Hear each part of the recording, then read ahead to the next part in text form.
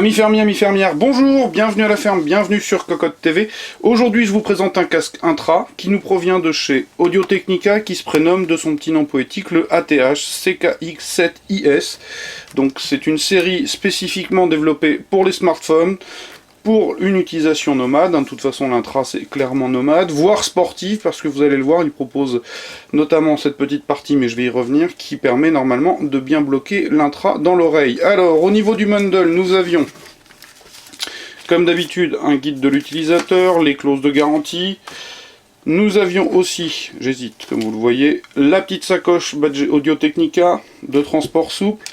Nous avons des parties en silicone interchangeables qui sont destinées donc à bloquer le casque dans la conque de l'oreille. Nous avions des embouts de tailles différentes afin de l'adapter au conduit auditif. Et nous avions aussi, je les ai déjà ouvertes, des mousses à mémoire de forme, de façon à procurer la meilleure isolation possible. Le casque en lui-même, comme vous le constatez, est rouge et noir. Au niveau de la finition, c'est un casque qui n'appelle aucune critique, hein, c'est du Audio-Technica, c'est plutôt joli. D'un autre côté, c'est un intra, donc c'est relativement simple. On va retrouver des câbles plats, hein, c'est désormais le standard pour éviter le fait que ça s'en mêle.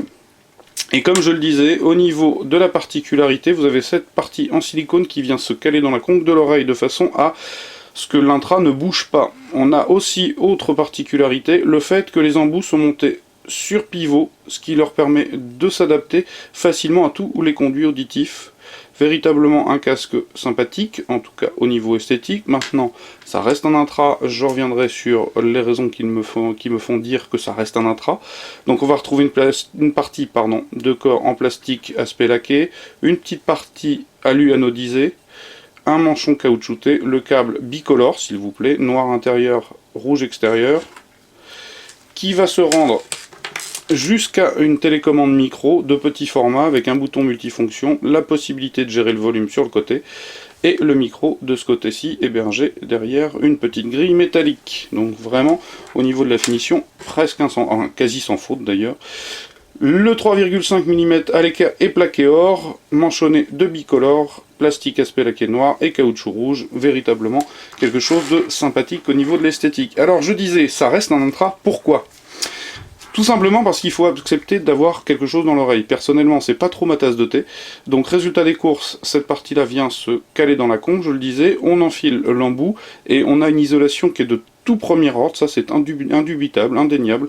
Par contre, ça donne toujours la sensation d'avoir un peu le nez bouché et les oreilles bouchées. Donc, on entend, tant que la source musicale n'est pas lancée, on entend un petit peu ce qui se passe à l'intérieur. La mastication, je vous en passe, c'est des meilleurs.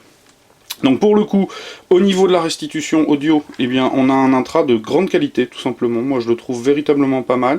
Il est un peu trop porté sur les basses. C'est bien la première fois que je retrouve un intra qui pousse fort sur les basses. Ceci étant, au-delà de ça, à part cet aspect basseux, on a un son plutôt clair, plutôt sympa. C'est certainement, de tous les intras que j'ai eu l'occasion de tester sur cocotland.com, celui que j'ai trouvé le plus sympathique et le plus précis. Maintenant, ça reste, et je le répète, relativement basseux.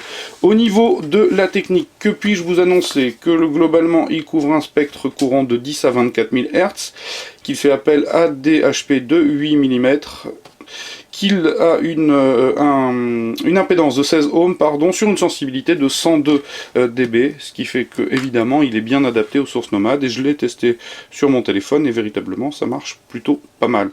Au niveau du tarif, on est sur un casque qui avoisine les 60 €, ça reste un intra, je le disais. Maintenant, pour ceux qui veulent véritablement s'isoler de façon, je dirais, quasi complète, ça peut être une bonne idée.